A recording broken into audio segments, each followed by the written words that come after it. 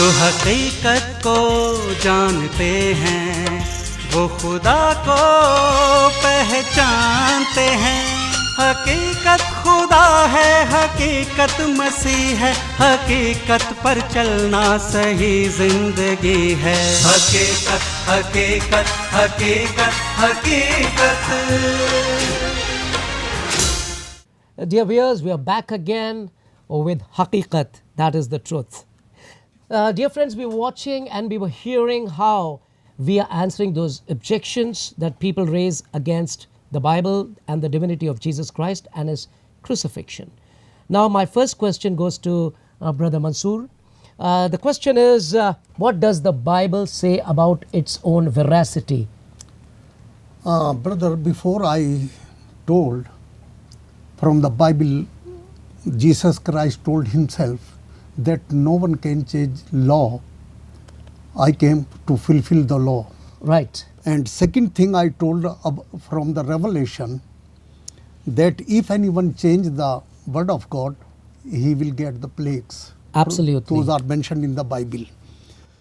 Now I am going to see what prophet says. The earlier prophets. Yeah, early prophet said about the Bible. Deuteronomy chapter 12 verse 32. See that you do all I commanded you.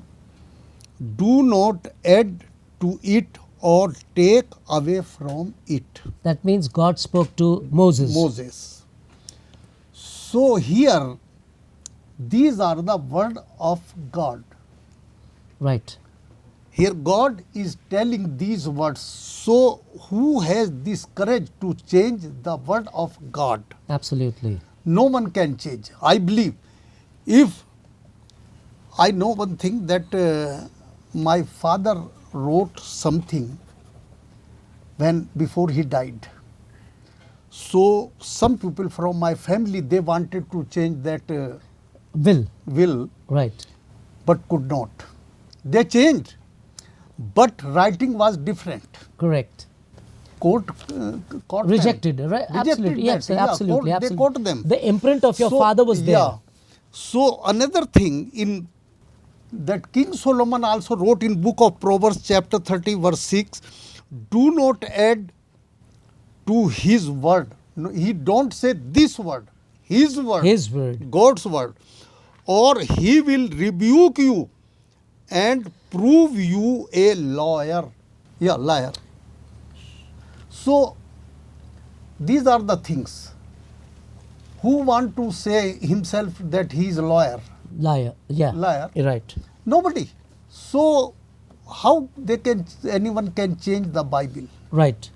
It's not possible. Not possible. Absolutely not. And we have so many scrolls from the past which determine that the Bible has not been changed. Not Yeah. only that, there is another very strong evidence that the Bible Yeah. was written over a period of 1600 Yeah, years years. and over 3 continents by about 40 plus authors. Yet the very subject of the Bible remains, the very mood of the Bible remains as it is. You know, Yeah. it seems like it has been written by one man, because today if I write something and tomorrow if I write something else, even my own writing changes, my thought process changes. Yeah. But where Bible is concerned, everything is as it is. You know, you read the first verse, you read the Yeah. last verse, it seems that as it's written by one hand itself. Yeah. And that is the work of God Almighty, who was, who is, and who is to come. Now I have another question for you, Brother Rafiq.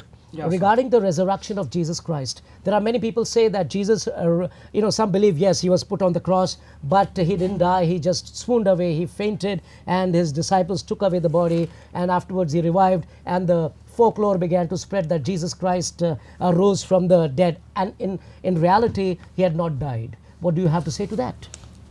27:63 to 66, Matthew says, the people, the soldiers, those who killed them, they said, goes to the Pilate, Pontius Pilate, and they say that this man said when he was alive. So that Right. means already he is dead now. Right. And that's why they are going to Pilate and Right. asking for the security. that Absolutely.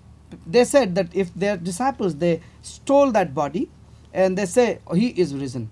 So it will be another story. Correct. So they were watched. His body was watched for 3 days. Right. After the resurrection, when On third day, there was a tradition. The people, the same day, people used to put some spices for embalming the body. Right. So the ladies, 3 ladies, they came in the morning, and Luke 24 1 to 7, it says, when they went to the sepulchre, they found the grave was empty. Right. Then angels told them that he has gone to Galilee. Galilee, and yeah. why are you searching alive in dead? Yeah. He Why are you is searching somebody who's living amongst living the dead? among right. the dead. Right. So, secondary, John 20th, verse 13 to 18, Mary Magdalene, she saw Jesus. Right. And she understood that he is the gardener. So she asked Jesus, are you a gardener where you have kept the body of Christ? So Jesus said, don't touch me, because I have not yet gone to the Father. Father. So then thirdly, Thomas. When Jesus first appeared to the disciples, what happens? Thomas was not there. And then when he came to know that Jesus is alive, he said, I will not believe until and unless I will touch his palm with my finger. So next time what happens? Thomas, when they were scared and praying, John 20 and verse 19 and 20, it says, Jesus came in their midst when the doors were very closed and they were very scared. Fearful, yeah. And Jesus talks to this man, Thomas, Yeah. and he says, Thomas, come here. See, you said that, see and touch, because the spirit never has got the flesh. So I am still alive, and all these, they are the proofs. After that, Right, for right. 40 days, the disciples, they could see Jesus. And Acts of the Apostles, when you read that, you will find that 500 people, they watched Jesus while he was lifted up, He went up to the heavens. heavens. Right. So all these testimonies and witnesses are there when the people, they saw him dead, alive, Right. and going to the heaven. Yeah, there's another evidence, when he was on the cross. Before being put on the cross, he was beaten very severely and he had lost a lot of blood. See, without blood, you cannot survive. He was hanging on the cross for so many hours, and then this soldier came and pierced his side, and water and blood came out from the side, from the lungs. That shows that the person is dead. After that, he was wrapped up. Just imagine if somebody's wrapped up, the bodies used to be wrapped up completely. He would, even if you're alive and you're wrapped up in such a way, you would get suffocated, you would die. So every evidence points towards his death. Thank you so much. Thank you. And my next question is to you, Brother Joy. There's another very strong objection that comes forward that says that mankind needs to work towards its own salvation. Jesus Christ is not the savior of mankind. No way he is the savior. So what do we have to say about that to people who do not believe and do not take Jesus as their Lord and Savior? Yeah. All people realize that God is holy, we are sinners, and all the religions of the world prescribe certain rituals, certain deeds, some good deeds and whatnot in their own culture, in their own different ways, somehow to maybe try to appease God, because God is angry. He hates sin and we all are sinners, and they try to do something. By doing some acts, we can probably cover up our sins. But the fact of the situation is, good deeds are incumbent upon us. We are supposed to do good. As I said, the sins of omission and commission, when we fail to do good things, we are sinners. Right. And it doesn't cover up our sins. Sins remain as sins. If, for example, if a person rapes and murders a child, he can't go to the court and say, I'll do certain good things and I'm through I'll be with it. compensated for that. I can No. make a compensation. And if he No. can spend several lakhs or millions of rupees and say, then he can, if he have more money, he can do another murder and again pay for it. So that is not true in any court in any country of the world, and that is also not true in the kingdom of heaven. So basically, we are not freed from sin by doing some good deeds at Right. fails, and that is some kind of presumption. People are living in a presumption. Most of the religions of the world are living in a presumption, thinking that their good deeds or the rituals of religion will save them. So then, Right. what is the problem? How can the problem be solved? It's only by the shedding of blood. We see a lot of sacrifice in the Bible. Is it God a cruel God who loves, suffering and death? No. The sacrifice came in because, yes, it is suffering and death, because we are sinners. And suffering and death of a sacrifice means a bloodshed, a loss of life, and a substitution. Right. It's not me dying, it's somebody else dying. So God was preparing for the final sacrifice which was to come, and that sacrifice was supposed to be a blameless thing. Absolutely. And Jesus is the only one who is not the physical son of Adam, and he is blameless, and the scripture says he is blameless, and all the people of the world accept, yeah, he is a man who is different from others, he is blameless. So he came to sacrifice himself. By his sacrifice only we are saved. There is no other way. For redemption. Yeah, for redemption, for being saved, the blood sacrifice. He came to be sacrificed to take away the punishment of others. And somewhere it says, a burdened soul cannot take the burden of another. Right. All of the people, all the prophets and all the good men, so-called good men, are not good enough. So they cannot bear the burden of another person, leave aside the whole world. Right. So there was a need for a sinless person, a man born of virgin, who had not inherited the sinfulness of Adam, Right. to be sacrificed. Right. And he took on the burden upon himself and died upon the cross. And by believing that, by trusting God, we pass the test. Absolutely. Anybody who are trying to do some good deeds and presume we can pay our ticket to heaven, it's a presumption. Absolutely. It's not cheap. All our good deeds are filthy rags before God. Right. Yeah, that's a failure. So that's the only way left, to come to Jesus, trust Him, and you'll be saved. Yes, absolutely. If you look at the world religions, the world view, we find no person like Jesus Christ who Yeah. was born of a virgin, who did miracles, who did mighty miracles. He went on the cross, he died, and on the third day he was resurrected. And there's evidence to that, like we have proved right now in this talk of ours. Now, So what some people are doing, either they pull down Jesus from that platform, he's not so great, he's something less, or Right. lift up other people who are not equivalent to lift Worthy. them up, Yes. unworthy, Not eligible to and lift them worthy. up. Yeah. absolutely. So that is a very big problem that is going on in the world, and we need to counter that, because God sent His Son in the world not to condemn the world but to save the world. And as disciples of Jesus Christ, it is our prime duty to take forth the gospel of Christ to the masses. Yeah. Now, my next question, Brother Asghar, where in the Bible, people ask, of course we know, we understand, Jesus say, I am God, worship me, or even the scriptures testify to Him being God. Brother Habib, it's very important to know that behind this all, there is some kinds of a spiritual battle is going on.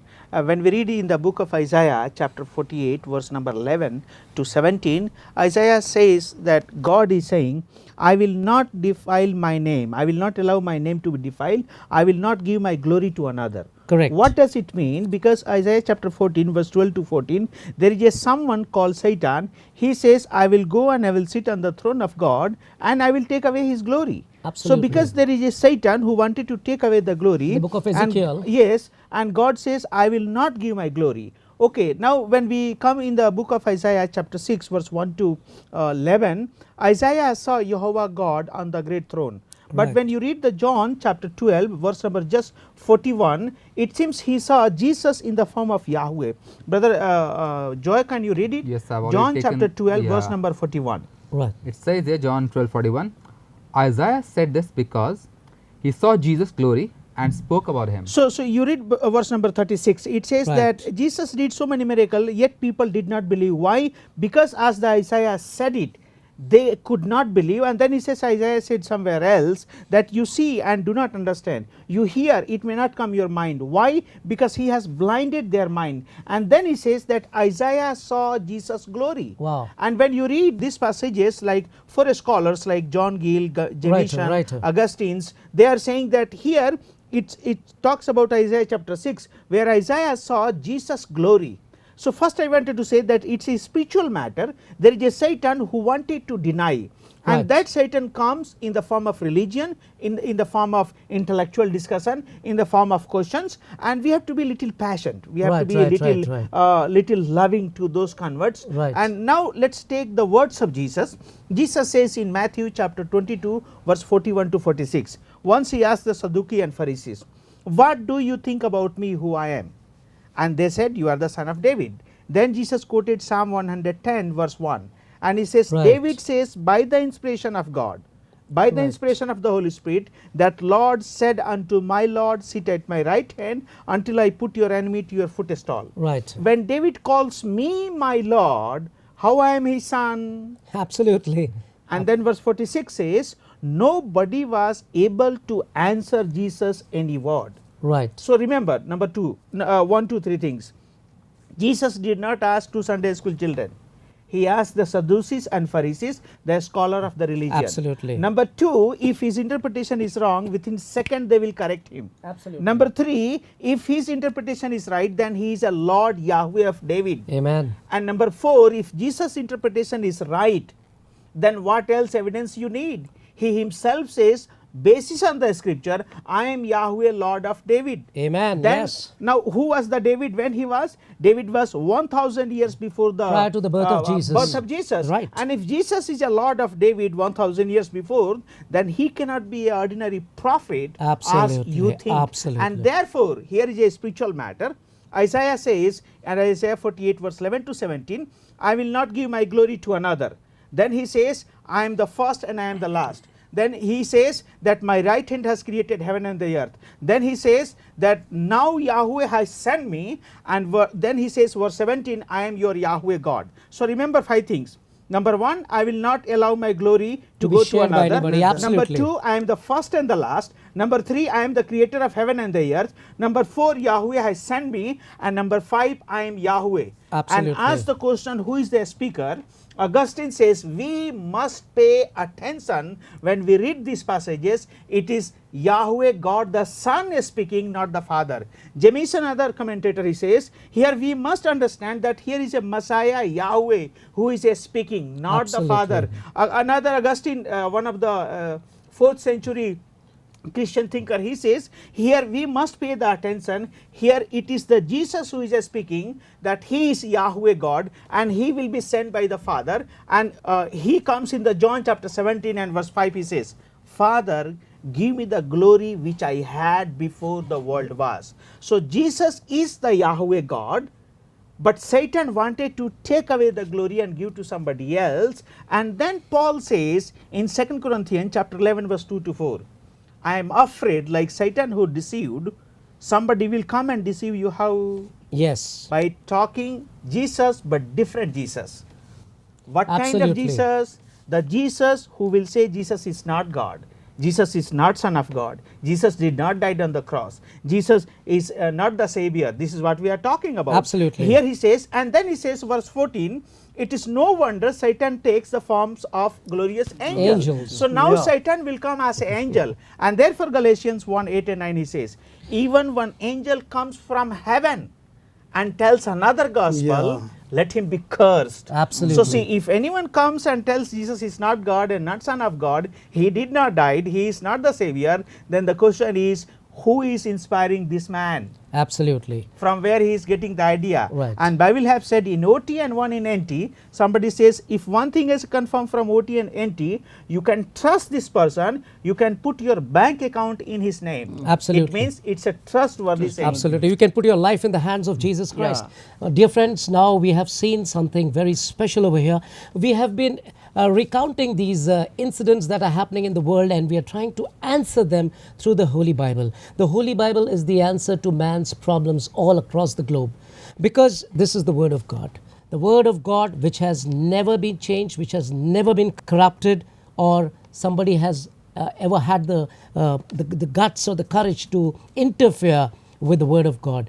Because the Word of God is the Word of God, and Jesus is the Word of God incarnate. So, ladies and gentlemen, my dear friends, I would like to thank you so much for this great privilege and honor that you have accorded to this program by bringing your presence here. And I would only say this, may God bless you all, because in the coming editions, we are going to see some more things which are happening around the world. And our job is mainly and primarily to preach the gospel to the nations, in order to influence the world that yes, the kingdom of God is nigh.